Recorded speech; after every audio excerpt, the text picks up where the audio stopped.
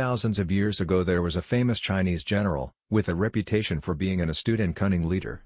One day, at the end of a long campaign, this general decided to stop in a stronghold with a small battalion of soldiers, sending his main fighting force ahead to rest elsewhere.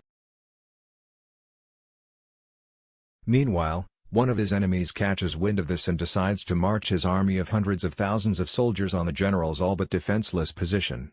In the middle of the night, the general's awoken by one of his men, who breaks the news. The enemy's close. They'll be there before daybreak and the tiny band of soldiers in the stronghold will be no match for their numbers. Hearing this, the general stops and pauses. Understanding his predicament, he instructs his men to stand down, open the gates, take down the banners from the walls, and hide. The general then removes his armor, dons a cloak, and sits on the battlements playing a mandolin as he looks out at the approaching army. The enemy leader soon arrives. He recognizes the general immediately, and orders his forces to halt.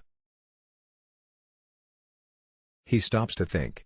He knows this general better than anyone, including his reputation for wily deeds and setting deadly traps. He waits some more. The presence of this infamous general, sitting there with such nonchalance, makes him question himself. Was the information he received false?